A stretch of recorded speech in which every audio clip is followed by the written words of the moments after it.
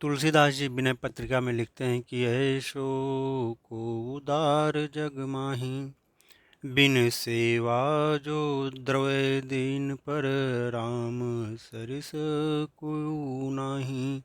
जो गति जोग विराग जतन कर, नहीं पावत मुनि ज्ञानी। सो गति देत गीध शबरी, कहाँ प्रभु न बहुत जिय जानी।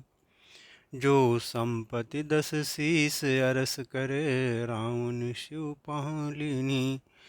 सो संपदा विभीषण कहयति, सकुच सहित हरि दीन्ही। तुलसीदास सब भांति सकल सुख, जो चाह से मन मेरो। तो भजु राम काम सब पूरन, करई कृपा निधि तेरो। तुलसीदास जी इस विनय पत्रिका में लिखते हैं कि ऐसो को उदार जग माही, भगवान के समान, भगवान श्री राम जी के समान संसार में कौन इतना उदार है। जो बिन सेवा जो द्रव्य दीन पर, जो बिना किसी सेवा किए दीन दुखियों पर द्रवित हो जाते हैं।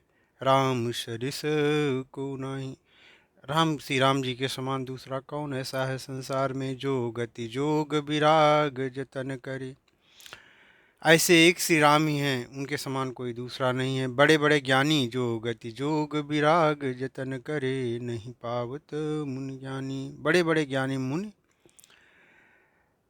योग और वैराग्य से और अनेक साधनों से जिस परम गति को नहीं पाते हैं, उसको भगवान राम ने क्या किया कि सो गति देत गीध सबरी कहूँ, प्रभु न बहुत जिय जानी।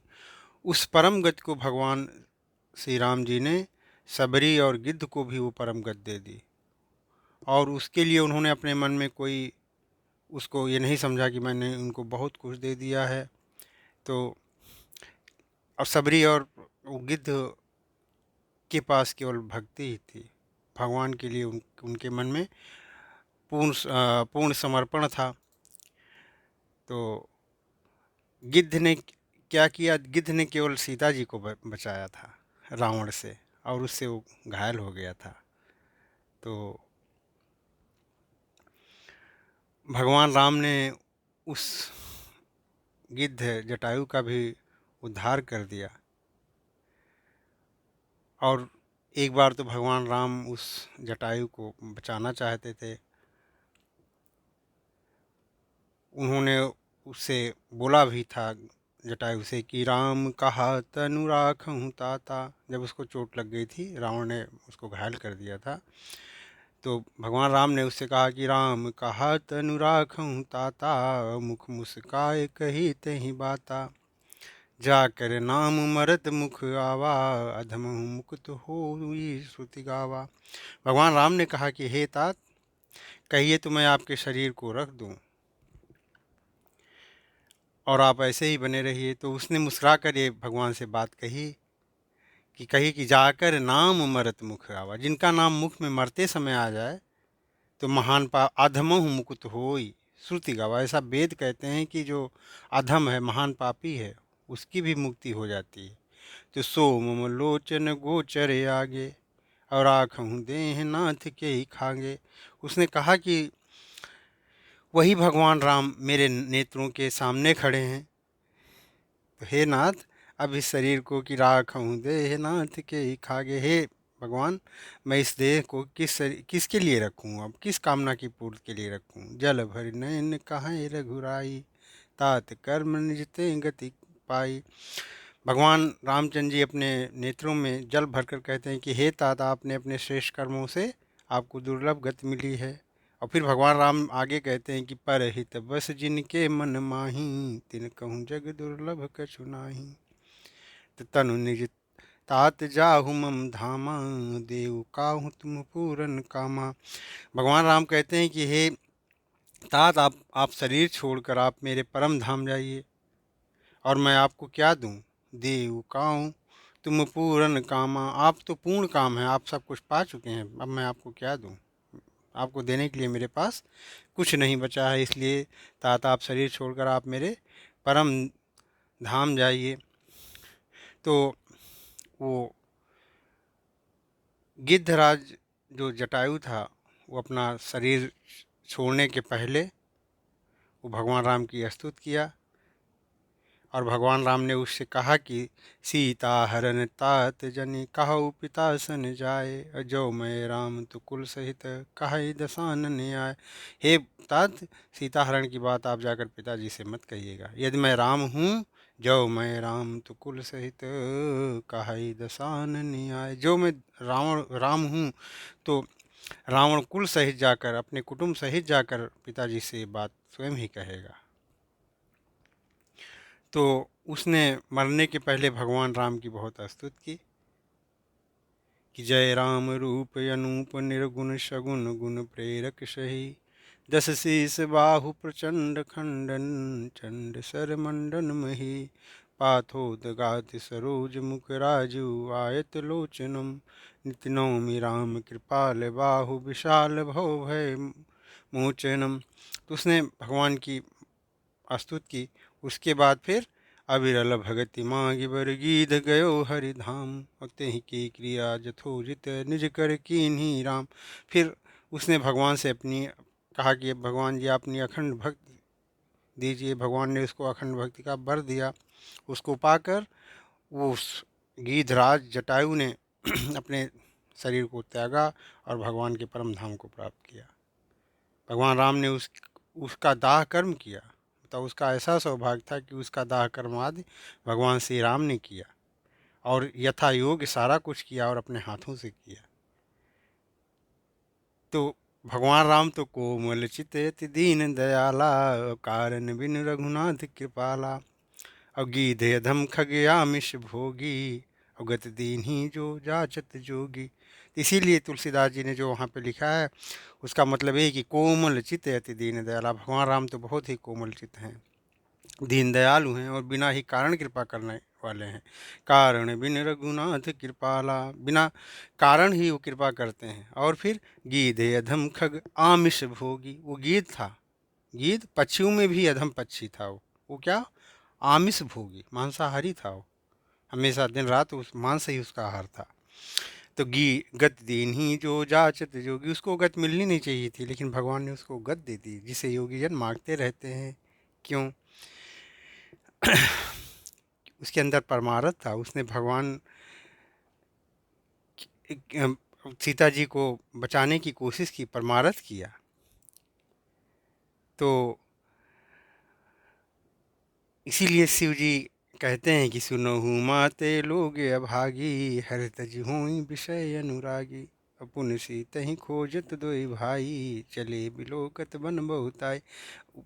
भगवान शिव जी कहते हैं कि हे उमा सुनिए, वो लोग जो है बड़े अभागी हैं जो हरि तज होई विषय अनुरागी। सुनो उमा ते लोग अभागी, हरि तज होई विषय अनुरागी। जो भगवान को छोड़कर विषयों में से अनुराग करते हैं, ऐसे लोग बड़े अभागी हैं। और फिर दोनों भाई लोग सीता जी को खोजते हुए आगे चले गए। फिर आगे जाके उन्होंने एक कबंध राक्षस को मारा, जिसका जो मुंह था वो पेट में था और वो श्रापित था। दुर्वासा ऋषि ने उसको श्राप दे दिया था। वो कबंध राक्षस क्या करता था, उसकी भुजाएं बहुत लंबी थी और वो अपनी भुजाओं के सहारे जानवरों को, जीवों को पकड़ कर खा जाता था। तो उसने वही काम भगवान से किया तो भगवान ने उसको मार दिया। तो फिर वो अपने असली स्वरूप को पा गया। वो कहने लगा कि दुर्वासा मुहि दीन ही शापा, प्रभुपति पेख मिटा सो पापा। उसने कहा कि दुर्वासा जी ने मुझे वो श्राप दिया था और भगवान के चरणों को देखने से वह मेरा सारा पाप मिट गया। तो उसको दुर्वासा जी ने श्राप क्यों दिया था? क्योंकि वो जो है बहुत सुंदर था, बहुत बलशाली था, गंधर्व था, और जहाँ वो ब्राह्मणों को देखता वो अपमान करता था।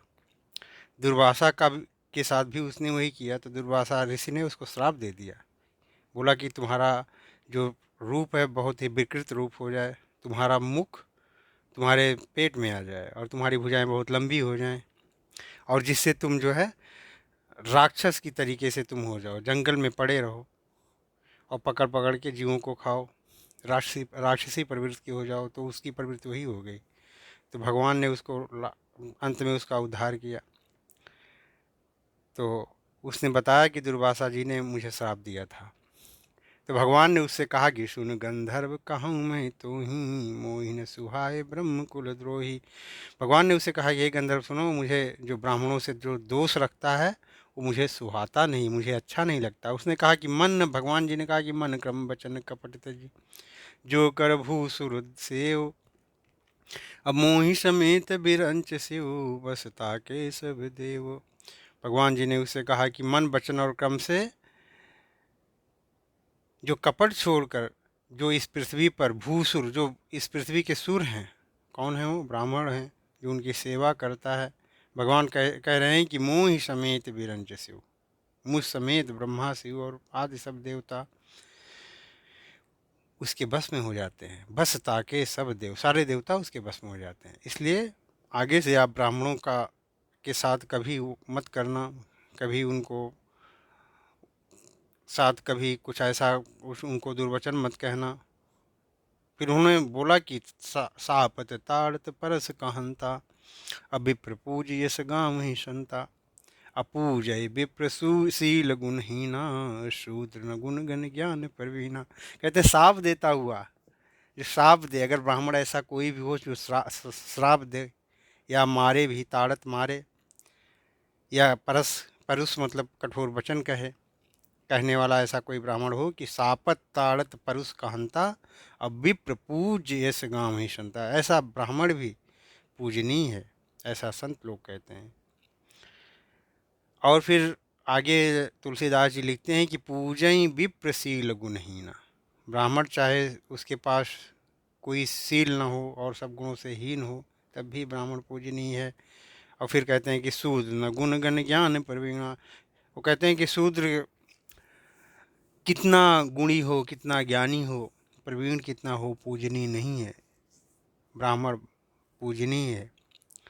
तुलसीदास जी ने ये बोला कि ये बात संत लोग कहते हैं, इसलिए मैं इसी बात को कह रहा हूँ। लेकिन तुलसीदास जी ने आगे लिखा है सबरी के प्रसंग में कि उन्होंने भक्ति को सब कुछ माना है, कि जिसके पास भक्ति है तो भगवान उस जात पात कुछ नहीं देखते। यहाँ पे तुलसीदास जी ने, चूँकि उस समय ब्राह्मणों का बोलबाला था, ब्राह्मण पूजनीय थे, और हमारे देश में जो जात व्यवस्था है उसमें सबको विश्वास था। इसलिए तुलसीदास जी ने ब्राह्मणों को थोड़ा सा ज़्यादा आदर दिया है, इसलिए उन्होंने ऐसा लिखा होगा कि पूजय विप्र शील गुणहीना, कि विप्र चाहे शील और गुण से हीन हो पर फिर भी उसकी पूजा हो, क्योंकि भगवान ने कहा है कि जो अपने मन से, क्रम से, वचन से कपट छोड़कर जो इस पृथ्वी पर जो देवता के रूप में ब्राह्मण हैं उनकी जो सेवा करता है, वो मुझे ब्रह्मा सहित और शंकर जी सहित बहुत प्रिय है। सब देवता उसके बस में हो जाते हैं। और ऐसा भगवान ने कहा है। तुलसीदास जी कह रहे हैं कि ऐसा मैं नहीं कह रहा हूँ कि सापत ताड़त परस कहंता विप्र पूज्य गाँव ही संता, कि विप्र पूजनीय है, ऐसा संत लोग कहते हैं, मैं ही नहीं कह रहा हूँ। ये तुलसीदास जी की वाणी नहीं है। पूजय विप्रशील गुणहीना शुद्ध न गुणगण ज्ञान प्रवीणा। और फिर भगवान ने उस गंधर्व को, कबंध राक्षस जो था, जो गंधर्व हो गया, उसको बोला कि आप अपने धर्म का पालन करिए, भागवत धर्म को आप पालन करिए। कही निज धर्म ताहि समझावा और निज पद प्रीत देख मन भावा। फिर भगवान ने देखा कि इसका हमारे चरणों में प्रीति है, तो रघुकुल चरण कमल सिरनाई गयो गगन आपन गति पाई। भगवान ने उसको भी अपनी गति दे दी, उसको भी अच्छी गति दे दी, जो उसको चाहिए था वो गति उसको मिली। फिर भगवान ऐसा कहकर, कि तुलसीदास जी ने लिखा है कि भगवान ने गिद्ध राज जटायु को वो गति दी, क्योंकि वो पक्षियों में भी अधम था, मांसाहारी था, उसको भी भगवान ने वो गति दी। इतने भगवान दयालु हैं। और फिर वो लिख रहे हैं कि सो गति देत गीध सबरी कहूँ, गीत को दिया फिर सबरी को दिया, प्रभु न बहुत जिय जाने। और भगवान ने उनको ऐसी अच्छी गति दी, और उसको भी उन भगवान ने उसको ये नहीं समझा कि मैंने उनको बहुत दे दिया। फिर भगवान सबरी के आश्रम में गए और सबरी के साथ, क्योंकि सबरी तो अधम जाति की थी, सबरी की जाति भी अधम थी, लेकिन भगवान ने उसको सबरी को भी बहुत अच्छी गति दिया। जब सबरी के आश्रम में भगवान पहुँचे तो सबरी उनको देख के बहुत खुश हुए। और क्या हुआ कि प्रेम मगन मुख बचन न आवा, अब पुनि पुनि पद सरोज सिर नावा, अब सादर जल लय चरण पखारे, पुनि सुंदर आसन में ठारे। वो प्रेम में मग्न हो गई, मुख से वचन नहीं निकलता है। बार बार पुनि पुनि पद सरोज सिर नवा, बार बार उनके चरण कमलों में सिर नवा रही है। फिर क्या उसने किया कि सादर जल ले चरण पखारे, सबरी ने फिर जल लेकर आदर पूर्वक सादर उनके चरण को पखारा। पुनि सुंदर आसन बैठारे, फिर सुंदर आसनों पर बैठाया दोनों भाइयों को। और फिर क्या किया सबरी ने कि कंद मूल फल सुरसयति, दिए राम कहूँ आनी, प्रेम सहित प्रभु खाए बारंबार बखानी। सबरी ने उनको कंद मूल फल और सुंदर स्वादिष्ट फल दिए, ला कर दिए भगवान को खाने के लिए। भगवान ने बहुत बार बार प्रशंसा करके उनको प्रेम सहित खाया। फिर सबरी ने क्या किया कि पानी जोरी आगे वह भय ठाढ़ी, प्रभु बिलोक प्रीति यति बाढ़ी, अब कह विधि स्तुति करूँ तुम्हारी, अधम जाति में जड़ मति भारी। सबरी ने बोली कि वो फिर हाथ जोड़कर पानी जोर आगे भय ठाड़ी, हाथ जोड़कर आगे खड़ी हो गई। फिर बोली प्रभु लोक के प्रिय तयति बाढ़ी, प्रभु को देखकर उसको उसके मन में बहुत प्रेम बढ़ गया। वो बोली कि क्या विधि स्तुति करूँ थी, अरे प्रभु मैं आपकी स्तुति किस प्रकार करूँ। अधम जाति में जड़ मति भारी, एक तो मैं नीच जाति की हूँ, अधम हूँ, और दूसरे मैं अत्यंत मूढ़ बुद्धि हूँ, पढ़ी लिखी नहीं हूँ, तो मुझे स्तुति तो आती नहीं, मैं कैसे स्तुति करूँ। फिर बोली कि अधम ते अधम अधम यति नारी, अधम से भी अधम हूँ, उसमें मैं स्त्री हूँ। बोली अधम ते अधम यति नारी, उसमें स्त्रियाँ कह रही उसमें तो मैं स्त्री हूँ, स्त्रियाँ उनमें भी अत्यंत अधम है। अति नम्य हूँ मैं मति मंदे अघारी, उसमें मैं बहुत बहुत ही मंद बुद्धि वाली हूँ, पढ़ी लिखी नहीं हूँ। तो काहू रघुपति सुन भामिनी बाता, मानूँ एक भगत कर नाता। भगवान कहते हैं कि हे भामिन, भामिन का मतलब होता है हे सुंदर स्त्री, पवित्र स्त्री। भगवान उसको भामिन बोल रहे हैं, पवित्र बोल रहे हैं, सुंदर बोल रहे हैं कि हे सुंदरी सुनिए, हे भामिन सुनिए मेरी एक बात सुनो, मैं तो केवल मानू हूँ एक भगत कर नाता, मैं तो केवल एक भक्ति को ही संबंध मानता हूँ। वहाँ तुलसीदास जी ने उस कबंध राक्षस के पक्ष में ऐसा कहा, लेकिन तुलसीदास जी यही लिख रहे हैं कि मान हूँ एक भगत कर नाता, मैं तो केवल एक भगत का नाता मानता हूँ। जात पाति कुल धर्म बड़ाई, धन बल परिजन गुण चतुराई। कह रहे जाति पाति कुल और धर्म और बड़ाई, कितनी कितनी किसी की कितनी भी बड़ाई हो, प्रभुता हो, धन बल और कुटुंब परिवार। धन बल परिजन, उसका कुटुंब कैसा है, उसका धन कैसा है, उसके पास बल कितना है, गुण कैसा है, चतुरता कितना है, उसकी जाति क्या है, जात पात का है, उसका धर्म क्या है, बड़प्पन कितना है, उसको लोग कितना जानते हैं। कह रहे हैं कि ये सब होते हुए भी भगतहीन नरसो है कैसा, बिन जल बारिद देखो जैसा। अगर वो उस आदमी के पास भगत नहीं है, भक्ति नहीं है, मेरे प्रति उसकी भक्ति नहीं है, तो उसे ऐसा ही देखना चाहिए जैसे जलहीन बादल होता है, शोभाहीन दिखाई पड़ता है, वैसे उस आदमी को समझो। तो भगवान कहते हैं मैं तो जात पात को नहीं मानता, कुल धर्म बड़ाई धन बल कुटुंब गुण और चतुराई को नहीं मानता, केवल मैं भक्ति को एक नाता मानता हूँ। कहा रघुपति सुन भामिनी बाता, मानो एक भगत कर नाता। आप ऐसा मत बोलो कि आप नीच जात से हो, उसमें स्त्री हो, मैं तो एक भक्ति को नाता मानता हूँ। तो भगवान ने फिर उससे बोला कि नवधा भगति कहूँ तू ही पाही, और सावधान सुंदर मन माही। उन्होंने कहा कि मैं आपसे नवधा भक्ति कहता हूँ, नव भक्ति कहता हूँ, सावधान होकर उसको सुनो। उन्होंने कहा कि प्रथम भगति संतन कर संगा, दूसर रति मम कथा प्रसंगा। पहली भक्ति क्या है, संतों की संग, संतों की संगत पहली भक्ति है। जो संतों का साथ करे वो आपके अंदर है। आपने मतंग मुन के साथ आपका जीवन बीता, तो आपको आपका तो साथ हमेशा संतों का ही था। कि प्रथम भगत संतन कर संगा, और दूसरा रति मम कथा प्रसंगा, और दूसरा मेरे भक्त में मेरे कथा प्रसंग में प्रेम। वो भी है आपके अंदर। और गुरुपद पंकज सेवा, और तीसर भगति यमान, और चौथी भगति मम गुण गण, करो कपट तजिगान। कहते हैं तीसरी भगत क्या है? गुरुपद पंकज सेवा, तीसर भगति यमान। तीसरी भगत यह है कि अभिमान, अमान मतलब अभिमान रहित होकर गुरु के चरण कमलों की सेवा की जाए, ये तीसरी भगति है। और बोल भगवान ने कहा कि चौथी भगति मम गुण गण, करहि कपट तज ज्ञान। कपट को छोड़कर चौथी भगत यही है कि कपट छोड़कर मनुष्य मेरे गुण समूहों का गान करे, ये चौथी भगति है। फिर कहते हैं कि मंत्र जाप मम दृढ़ विश्वासा, मेरे मंत्र का, राम मंत्र का दिन रात जाप करे और मुझ में दृढ़ विश्वास हो, ये पांचवी है। पंचम भजन जो वेद प्रकाशा, मेरा भजन करे, मतलब राम सीताराम सीताराम सीताराम सीताराम, जो ये मेरा मंत्र जाप करे दिन रात, मेरा भजन करे कि मंत्र जाप मम दृढ़ विश्वासा, पंचम भजन सुवेद प्रकाशा। और छठदम शील बिरत बहु कर्मा, निरंतर सज्जन धर्मा। छठी भक्ति कह रहे हैं कि इंद्रियों का निग्रह, अच्छा स्वभाव या चित्र जो हो, बहुत कार्यों से वैराग्य और निरंतर संत पुरुषों के धर्म में जो लगा रहे, हमेशा जिसका व्यवहार सज्जन धर्म के अनुसार हो, आचरण करे और वैराग्य युक्त होकर संत पुरुषों की सेवा करे, दमशील आदि वैराग्य साथ हमेशा सेवा भाव में जो रहे, उसको कह रहे हैं कि छठवीं भगत है।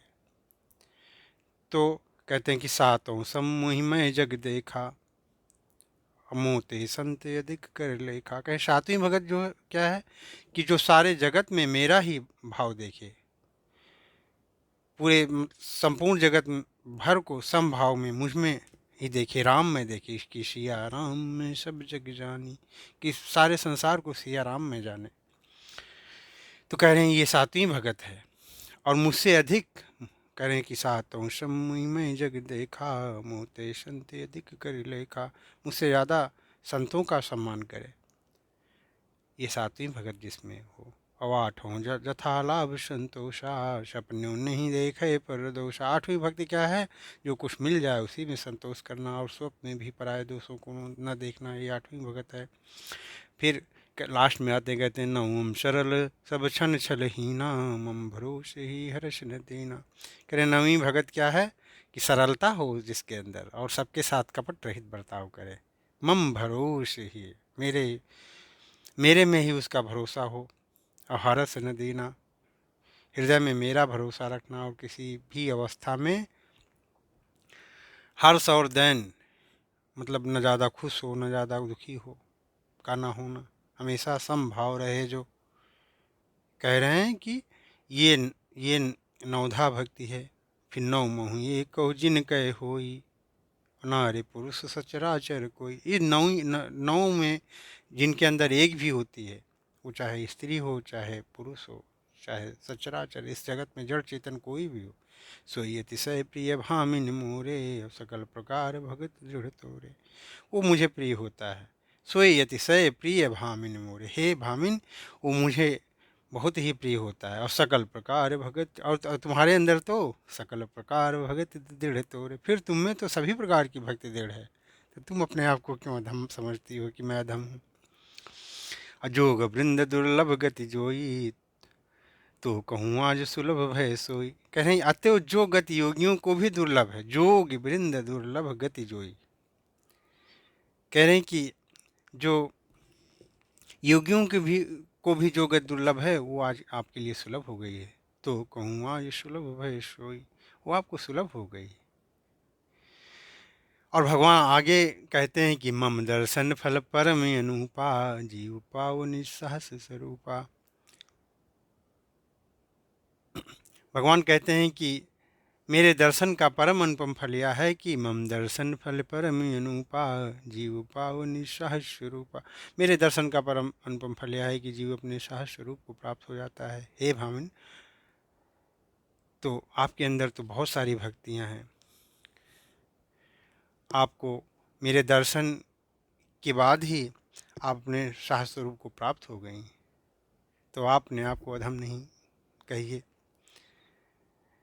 फिर भगवान ने उससे कहा कि जनक सुता कै सुधि भामिनी जान नहीं कुछ कहूँ करिवर गामिनी। फिर भगवान ने उससे जनक सुता की कहा कि हे गजगामिनी जानकी की कुछ खबर जानती हो तो बताओ। तो भगवान ने सबरी को ये नवधा भक्ति का उपदेश दिया और उसको परम गति दे दी। तो भगवान तो ऐसे दीनहीनों पर भी दया करने वाले हैं, द्रवित हो जाते हैं।